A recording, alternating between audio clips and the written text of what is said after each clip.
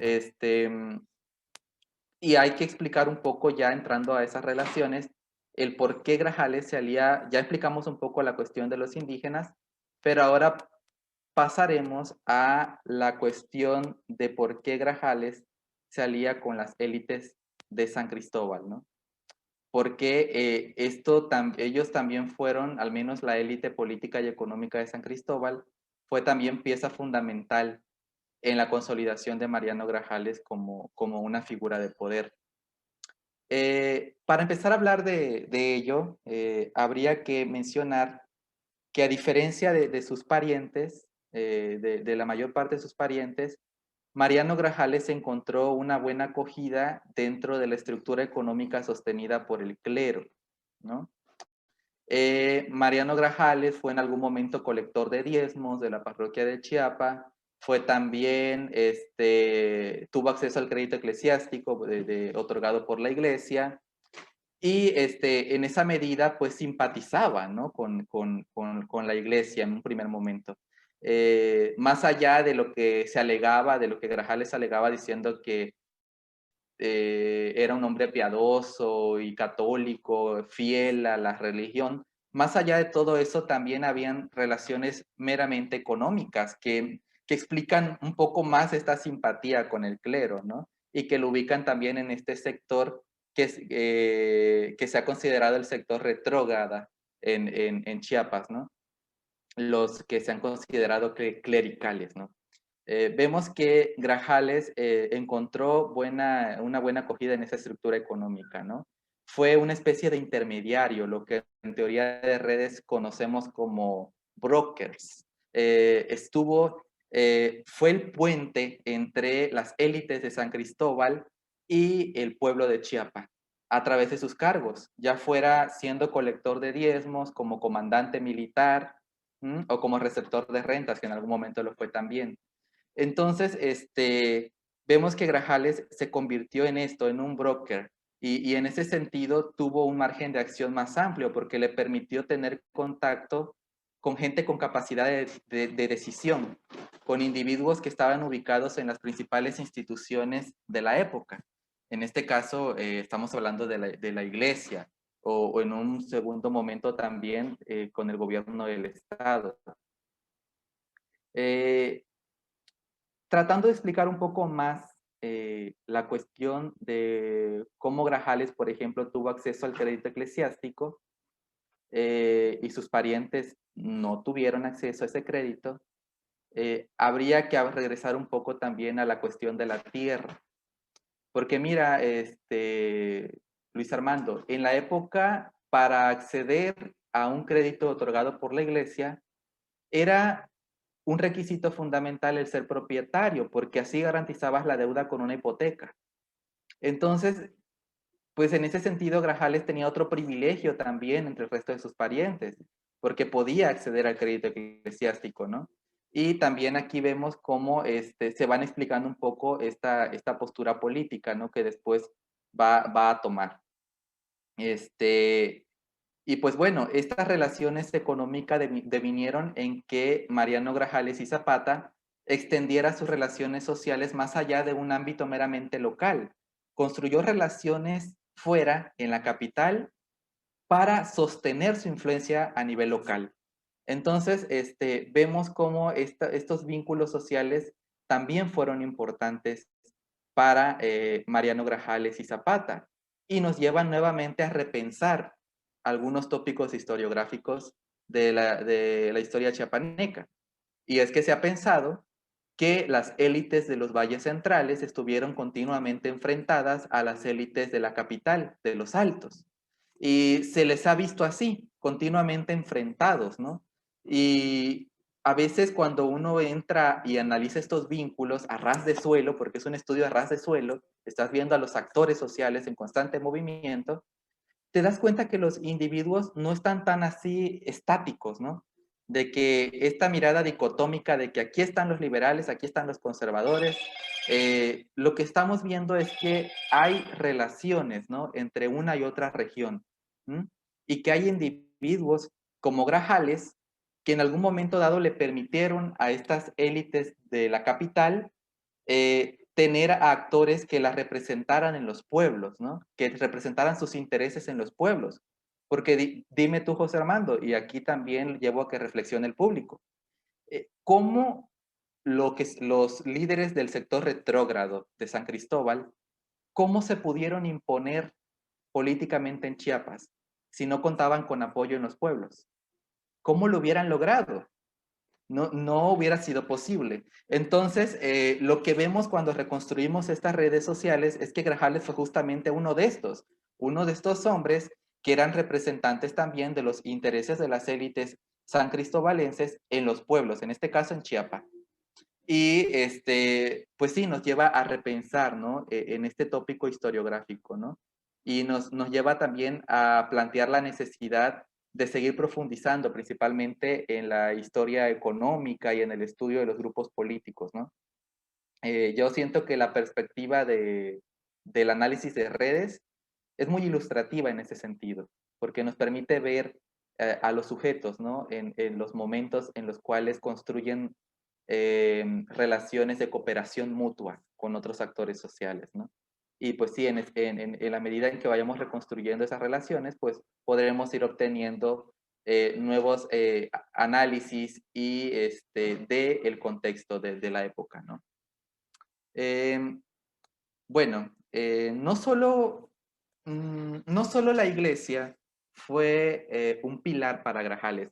Ojo, no perdamos de vista los apoyos, los principales vínculos sociales que le sirvieron a Grajales. Relación con los indígenas, relación con la iglesia. Ahora vamos a ir un poco a su relación con quienes se ubicaban en las principales instituciones de gobierno y en el ejército en la época.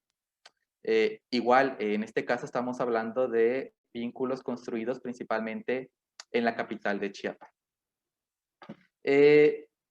Mariano Grajales y Zapata fue un privilegiado. Yo creo que de eso ya no queda duda. A estas alturas no nos va a quedar ninguna duda que fue un hombre privilegiado para su época. Y en esa medida pudo tener capacidad de contar con algo que escaseaba en el Chiapas del siglo XIX. Recursos económicos, capital. Había escasez de numerario constantemente. Cuando uno revisa un poco la situación de las finanzas del gobierno del Estado, podemos ver que habían constantes déficits presupuestarios en las arcas del gobierno del Estado. Gobiernos federalistas y centralistas acudieron constantemente a la deuda, porque de otra forma no podían sostener sus administraciones.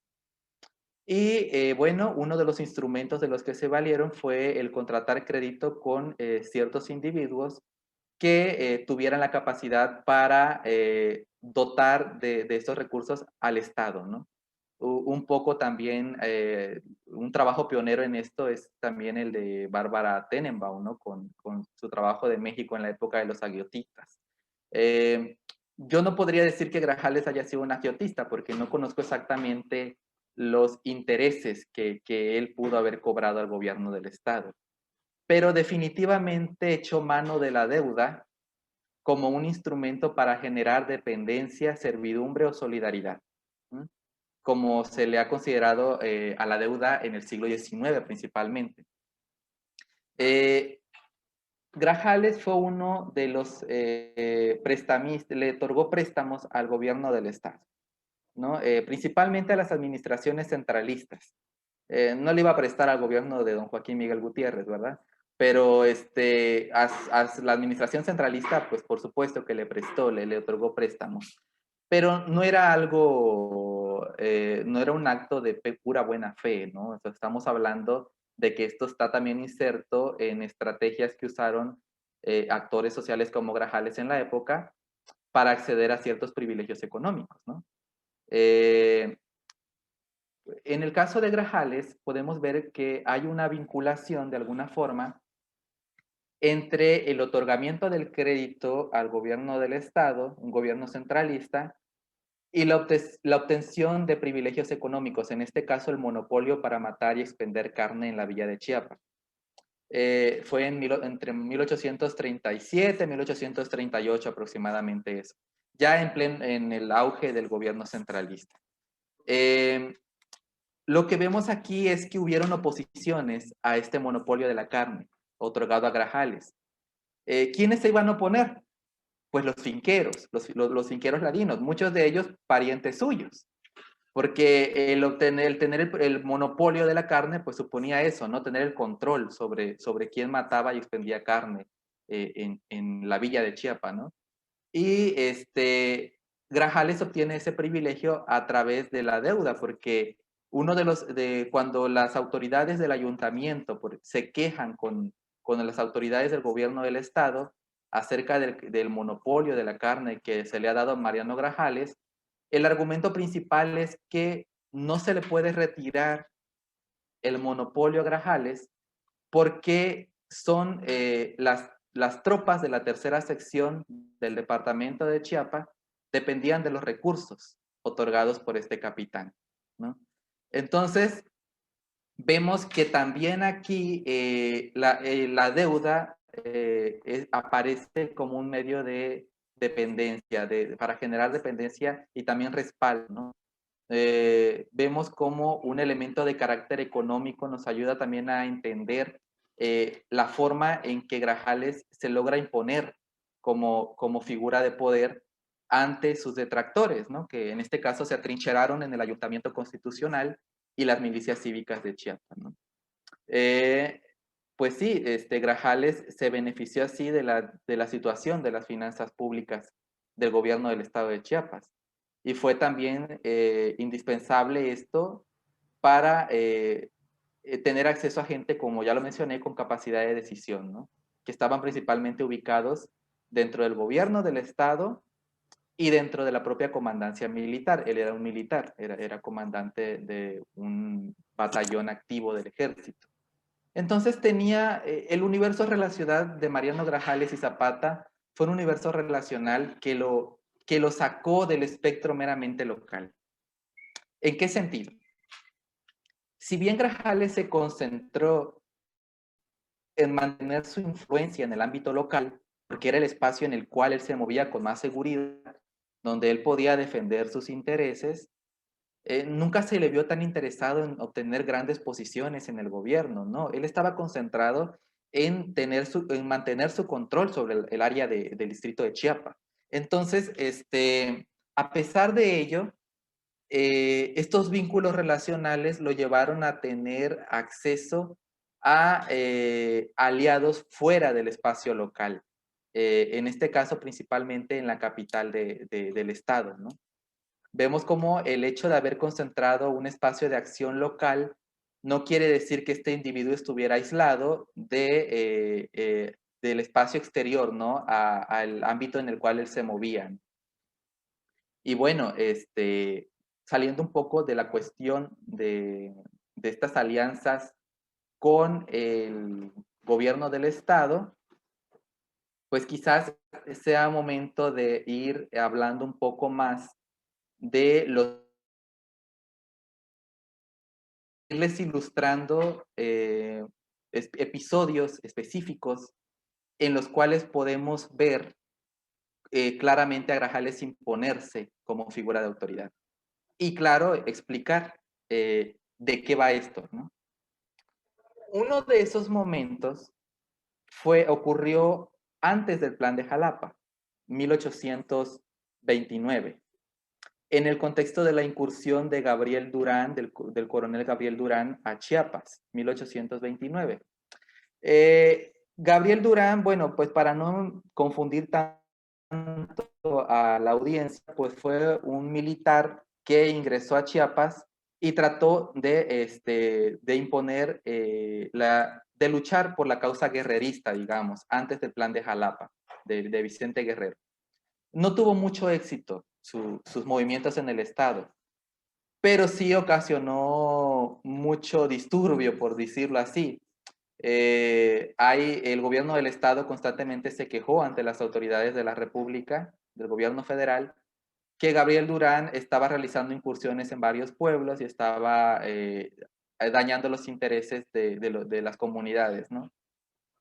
Entonces, en este contexto del temor a las tropas de Gabriel Durán, a la incursión de Gabriel Durán en Chiapas, el gobierno del estado le dota a Mariano Grajales y Zapata de una amplitud de funciones, ¿no? Prácticamente lo constituye como la máxima autoridad en el pueblo de Chiapas, porque fue justamente Mariano Grajales el encargado de perseguir a las tropas de Durán y expulsarlas de la entidad, del estado. El ese entonces gobernador José Diego Lara y el comandante militar José Martínez delegaron en las fuerzas de Grajales la obligación de expulsar a Gabriel Durán del Estado. Entonces estamos en un momento en que el gobierno del Estado realmente necesitaba del ejército. En este caso necesitaba de Mariano Grajales. Eh, en este contexto se dan una serie de quejas del ayuntamiento constitucional contra el capitán Mariano Grajales y Zapata. Lo denuncian ante el gobierno del Estado, ante el gobernador Lara. Lo acusan de ser un déspota, de haber atropellado a los miembros del ayuntamiento, de violencias contra los miembros del ayuntamiento, de que el capitán Grajales está abusando de sus atribuciones. Bueno, además, la denuncia es muy amplia y se le pide al gobierno del estado que intervenga, ¿no? O sea, que intervenga a favor del ayuntamiento constitucional que se está sintiendo oprimido por el capitán Mariano Grajales y Zapata. ¿Qué hace el gobierno del estado? El gobierno del estado, después de consultar a la Junta Consultiva, que como su nombre lo dice, era una institución encargada de dar asesorías al gobierno del estado, al gobernador, para tomar. Después de que interviene la Junta Consultiva, el gobernador del estado decide que el ayuntamiento de Chiapa se reconcilie armoniosamente con el capitán Grajales. ¿Qué era lo ideal para evitar, conflictos al interior del Estado en un contexto que era muy difícil, ¿no? A lo que había que buscar era unidad, según el gobierno del Estado. Aquí lo interesante es ver que el gobierno no se quiere meter con el fuero militar, porque recordemos, Grajales era militar y tenía fuero. Entonces, no podía ser juzgado por una autoridad civil. Entonces, los miembros del ayuntamiento se dirigen al gobierno del estado y al comandante militar. Ni el comandante militar ni el gobierno del estado estuvieron dispuestos a castigar a Grajales. Y aquí de lo que estamos viendo, de lo que estamos hablando, es de un enfrentamiento de jurisdicciones, de cómo la jurisdicción civil del ayuntamiento constitucional se vio limitada frente a la jurisdicción militar del comandante Mariano Grajales y Zapata. Entonces, pues sí, estamos hablando de que en esa época los miembros del ejército, como Grajales, pues tenían ciertas atribuciones que los ponían a salvo de la jurisdicción civil, ¿no? Y que en algún momento dado los podía llegar a poner por encima de la jurisdicción civil. Entonces, cuando explicamos todas estas bases del poder de Mariano Grajales y Zapata, tenemos que también pensar en el marco legal de la época, en un marco legal que le da fueros y privilegios al ejército y que deja con poco margen de acción a otras instituciones, en este caso el ayuntamiento constitucional, ¿no? Y que también nos debe llevar a pensar en qué tan relevantes fueron los ayuntamientos constitucionales en la época, porque se ha abogado porque fueron instituciones muy influyentes, principalmente a la hora de los pronunciamientos políticos. Y si bien lo fueron, por ejemplo, en San Cristóbal, el ayuntamiento de San Cristóbal o el ayuntamiento de Tuxtla, pues todavía habría que ver los ayuntamientos en los pueblos, ¿no? O sea, ¿qué tanta relevancia tenían los ayuntamientos de los pueblos? En el caso de Chiapas, lo que yo podría argumentar y lo que con toda seguridad puedo decir es que estamos ante un ayuntamiento débil. Vemos un ayuntamiento débil que está en cierta medida limitado frente a el comandante militar. Entonces, este es un episodio también que nos ayuda a entender un poco todo este bagaje relacional y este marco institucional en el que debemos entender cómo un actor social como Grajales se consolidó como figura de poder, ¿no? otro episodio, y con este episodio ya no daría, porque en realidad en la tesis yo estudio varios momentos de conflicto, ¿no? Y en torno a esos conflictos voy analizando. Eh, Mencionaré uno más y ya pasaré a cerrar un poco las conclusiones del trabajo. El otro episodio que mencionaré es el contexto, se da en el contexto del gobierno de Joaquín Miguel Gutiérrez, 1830. Fue un gobernador en Chiapas caracterizado por su liberalismo un tanto radical, por su oposición a los fueros y privilegios del clero y del ejército. Se conoció por ser el líder de los yorquinos en Chiapas, ¿no? Entonces prácticamente estamos hablando de una antípoda de Mariano Grajales y Zapata, ¿no? Ese ya que hablamos un poco en la llamada, pues mencionamos con Luis Armando cómo Joaquín Miguel Gutiérrez es de alguna forma una especie de contraparte, ¿no? A lo que representó Mariano Grajales y Zapata. Y en ese sentido, su gobierno buscó también ciertas alternativas para debilitar al sector retrógrada, ¿no? A lo que se conoció como los hombres de bien, ¿no? En Chiapas. Entre estos hombres de bien, pues estaba Mariano Grajales y Zapata. ¿De qué manera lo íbamos a debilitar? Eh, Al hablar, quisiera aclarar que al hablar de hombres de bien, no estoy diciendo que yo asuma que este hombre es un hombre de bien, ¿no? O sea, es una noción, una conceptualización que se le ha dado al sector político de la época que se conoció así. Se autodenominaban hombres de bien, las personas como Grajales. Entonces, bueno, cuando Gutiérrez logra acceder a la gubernatura, empieza a tomar una serie de medidas contra los fueros y privilegios del clero y el ejército. Y en cuanto a Grajales, una de sus principales metas fue desaforarlo, quitarle el fuero militar y de esa manera poder castigarlo, ¿no? Por sus crímenes, ¿no? O sea, tal como lo hicieron también gobiernos del sector retrógrada o tradicionalista, también los líderes del sector liberal, del sector liberal radical, podríamos decirle así, también ellos usaron un poco este tipo de estrategias, ¿no? El tratar de desplazar a sus opositores. Y en esa medida también el capitán Joaquín Miguel Gutiérrez también realizó este tipo de acciones, ¿no? Voy a leer un fragmento de una carta porque creo que es muy ilustrativa, que le dirige Joaquín Miguel Gutiérrez, padre de Castillejo. En ese entonces era diputado por Chiapas en el Congreso Federal. Ya una vez había obtenido el triunfo del sector yorquino, ¿no? A nivel federal. Joaquín Miguel Gutiérrez le dice, entre muchas otras cosas, le dice esto a su primo. Le digo que por ahora ya cito el documento. Le digo que por este correo remito al excelentísimo señor ministro de la Guerra un voluminoso expediente creado en Chiapa contra don Mariano Grajales y Zapata, capitán del activo de este estado. Yo había demorado esto esperando que se calmaran las pasiones, pero Grajales y Zapata con descaro está alentando a sus partidarios nuevamente y veo que la moderación nuestra le enorgullece más. Bien que Ortega y Marroquín lo protegen y están alentando. Entonces, de lo que estamos hablando aquí, lo que estamos viendo aquí, es que hay un reconocimiento en primer lugar de un actor de la época a el poder que detentaba Grajales, ¿no? A nivel local.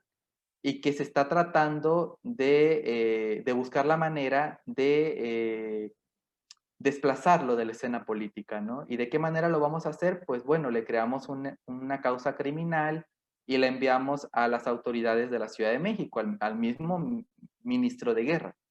Entonces, lo que estamos viendo aquí es eso, ¿no? Un interés del gobierno de Joaquín Miguel Gutiérrez por desplazar a Mariano Grajales y Zapata.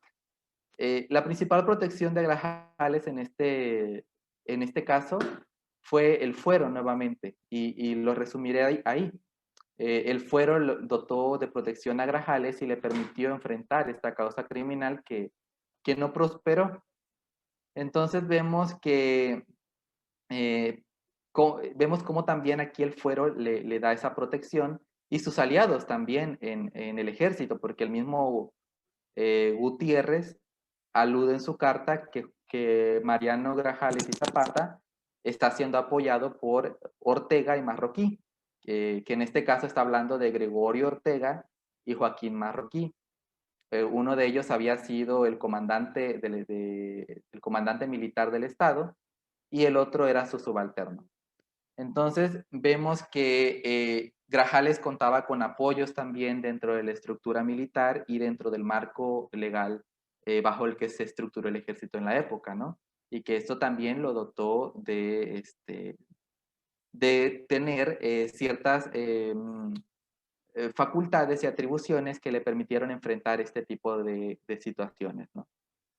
Y bueno, ya para ir cerrando y hablar ya un poco de lo que se concluye con este trabajo, es de que en primer lugar hay que decir que las relaciones de Mariano Grajales, las relaciones que este individuo construyó a nivel personal en cuanto a las instituciones del Estado, relaciones de carácter económico, comercial, todo este múltiple universo relacional, pues fue sobre estos vínculos sobre los que se sostuvo, ¿no? Su poder en la época.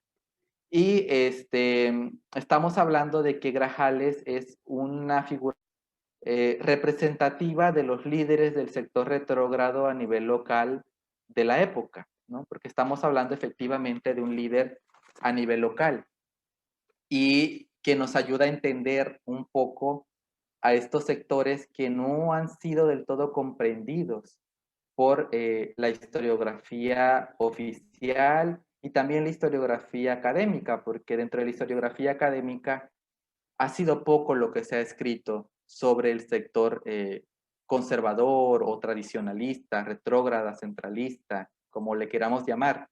Ha sido poco lo que se ha escrito de ellas y más que comprenderlo se les ha estigmatizado. Entonces, lo que vemos con este trabajo es de que estamos un poco entendiendo por qué estos actores sociales actúan así, por qué defienden el antiguo régimen, por qué luchan por conservar ciertos fueros y privilegios, por qué se alían con ciertos sectores, ¿no? Entonces, ya cuando nos inmiscuimos en este universo relacional, finalmente entendemos a estos sectores, ¿no?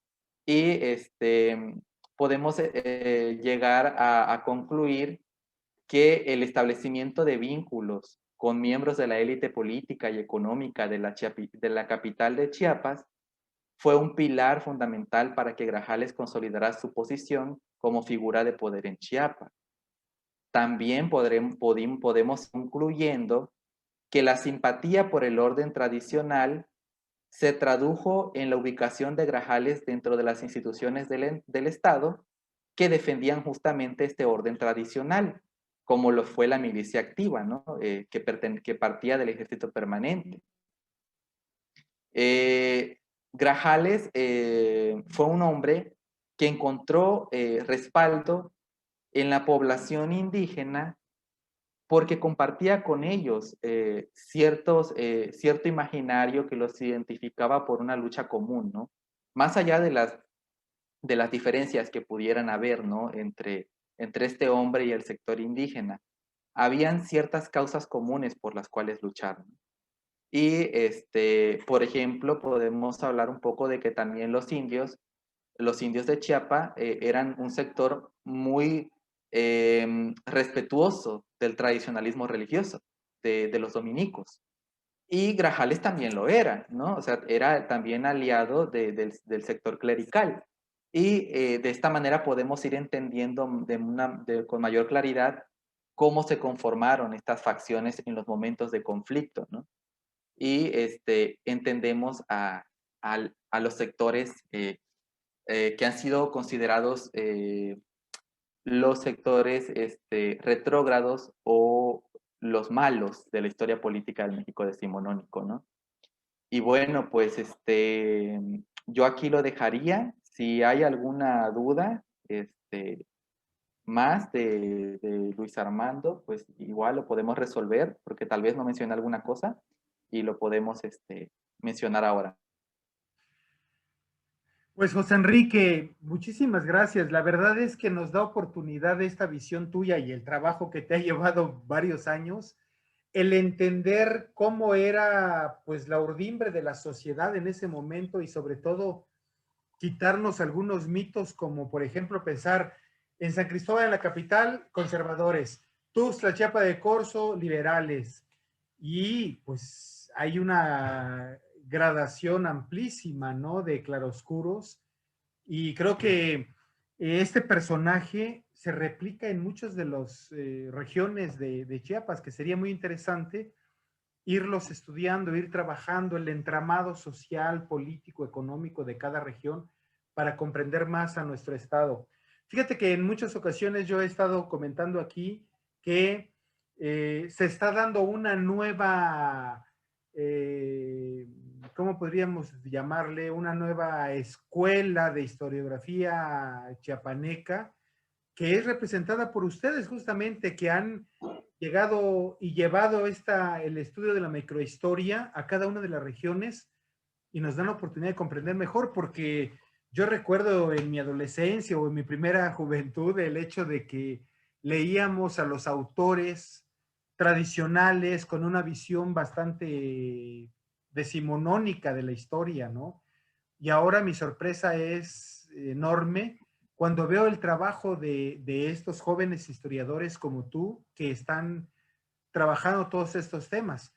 Sin duda que mucha gente, a mucha gente le habrá despertado el interés por saber de Mariano Grajales ahora, de Julián Grajales, de cada una de las familias importantes en cada una de las regiones, pero que no fueron eh, únicamente conservadores o liberales, ¿no? Sino que fueron hijos de su circunstancia. Eso es, eso hay que entenderlo y creo que tu charla justamente en esta ocasión nos ha dado oportunidad de comprender este tipo de cosas y ahondar. Por supuesto, ya queremos ver este trabajo de tesis de maestría convertido en libro seguramente para poder profundizar más en cada uno de los temas y que tienen derivaciones enormes, ¿no? Dinos algo, por favor, José Enrique. ¿Cómo se despertó tu interés por este personaje, Mariano Grajales? Pues sí, mira, ah, es un poco herencia del trabajo que realicé en la licenciatura. Pensarás que, bueno, tú ya conoces un poco mi trabajo de licenciatura, es del Soconusco, y dirás que tiene que ver esto con otro, pero sí, tiene mucho que ver. En el sentido de que en la licenciatura, pues yo estudié el proceso de incorporación del Soconusco a México, ¿no? Un poco tratar de explicar todos estos factores, es un estudio multifactorial que trató de entender todos estos elementos de índole económico, político, que favorecieron que la región del Soconusco se reincorporara a México, ¿no?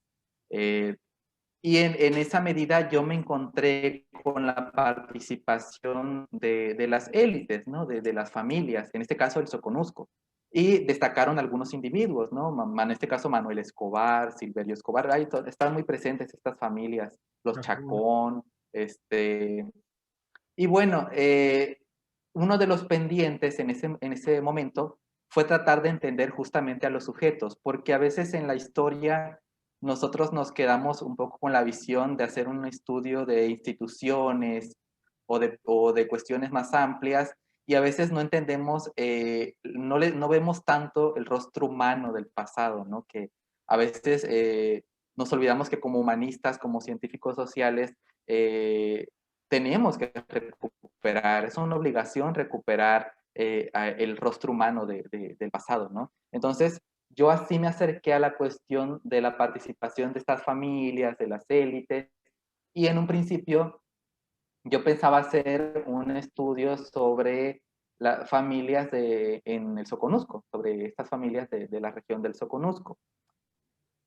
Pero ya en el camino a planear el proyecto para la maestría y demás, platicando con el doctor Sergio Nicolás Gutiérrez, que fue mi codirector en la licenciatura y que también lo fue en la maestría en este caso, platicando con él, le planteé la posibilidad de hacer, sí, justamente eso, ¿no? Hacer un estudio que recuperara las familias y de todo, pero no en el Soconusco. Entonces, yo decía, quiero salir del Soconusco, como que para conocer más otros espacios, experimentar en otros espacios, y ya luego, pues, retomar algunos, regresar, planteo regresar al Soconusco y hacer un trabajo sobre el Soconusco, ¿no?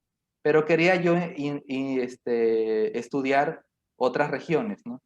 Y en ese sentido me fui insertando en los valles centrales, en la región frailesca, y ahí aparecieron, pues, evidentemente los grajales, ¿no?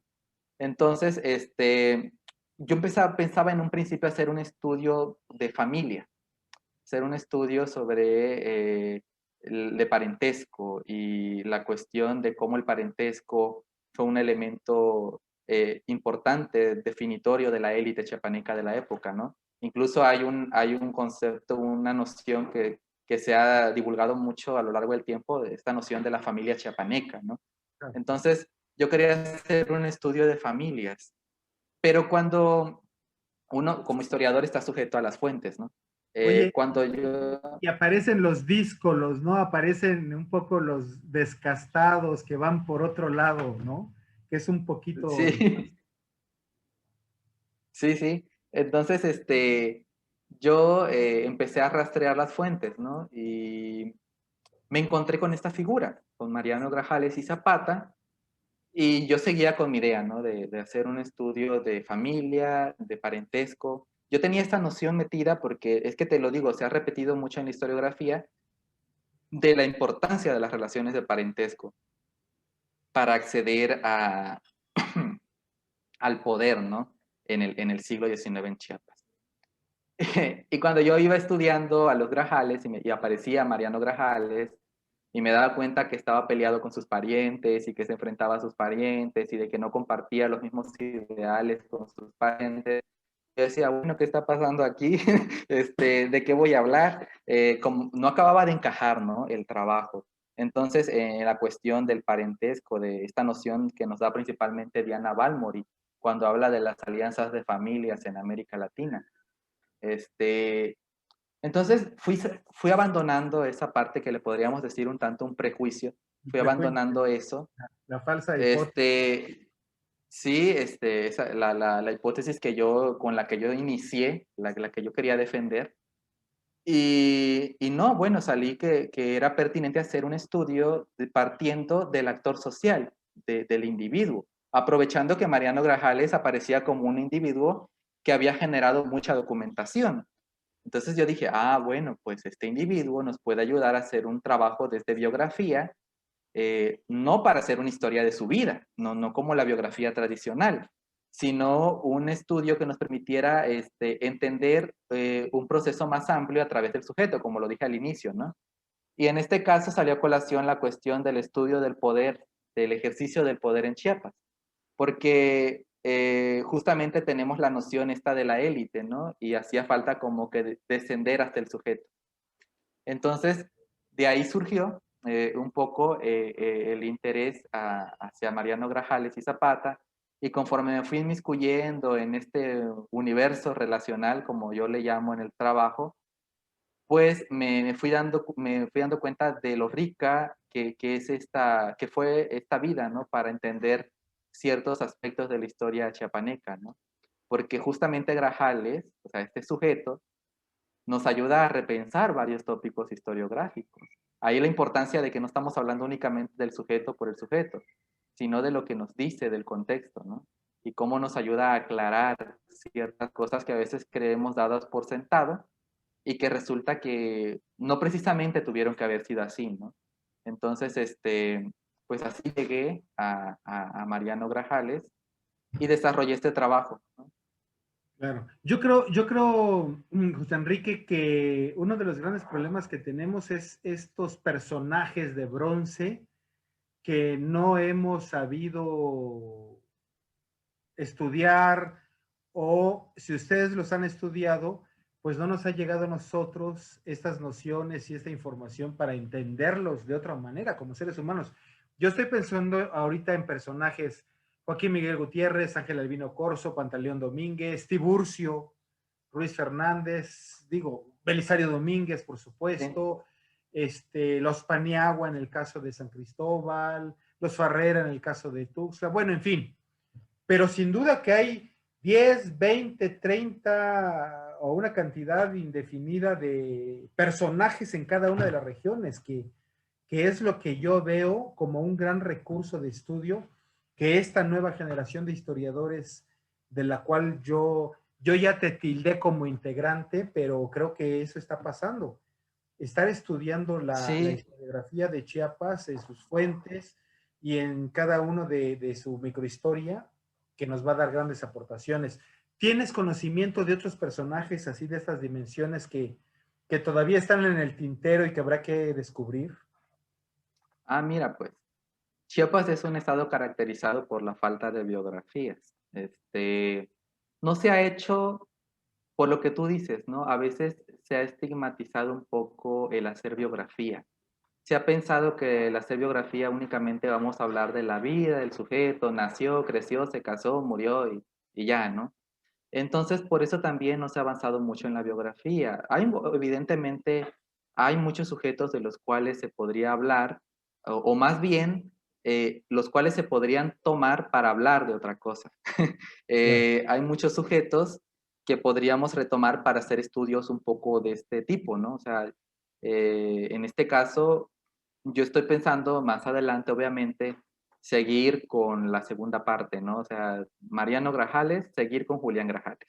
Porque justamente estos sujetos, en el caso de Mariano Grajales, nos ayuda a entender las bases de un cacicazgo posterior, del cacicazgo que construyó Julián Grajales Castillejo, su hijo. Porque evidentemente, sin las bases del padre, no hubiera sido posible tampoco para don Julián Grajales, o le hubiera sido mucho más difícil construir ese cacicazgo que sabemos construyó, o de alguna forma tenemos esa idea, en la región frailesca de Chiapas, ¿no? En los valles centrales también. Entonces hay ahí otros individuos, la cosa es ver si hay suficientes documentos, pero ahí está don Joaquín Miguel Gutiérrez, Pantaleón Domínguez, en Soconusco también, que es yo le llamo el abandonado de la historiografía chiapaneca. En el Soconusco están José María Chacón, Manuel Escobar, Silverio Escobar.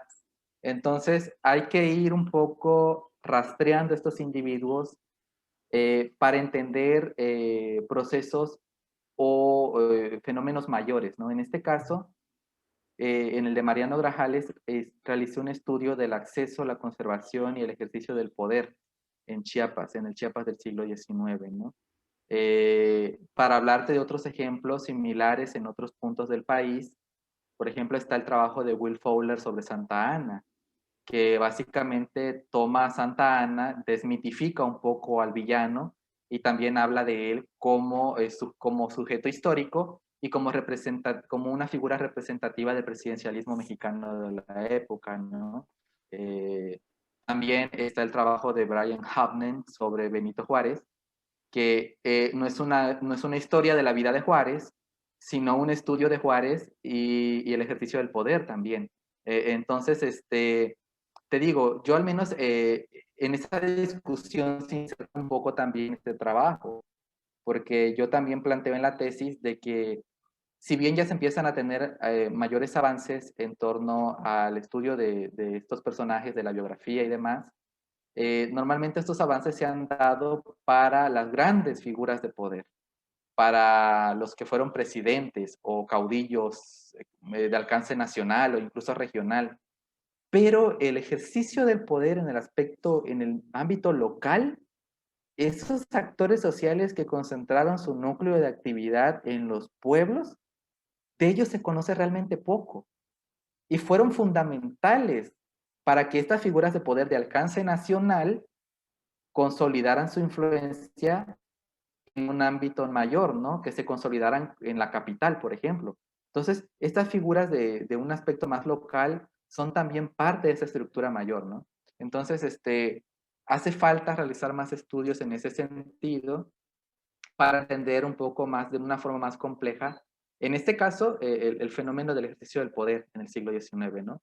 Y sobre todo, yo insisto mucho en eso, sobre todo, sacarlo un poco de la noción política, o más bien ligar a la política con la economía y la sociedad, ¿no?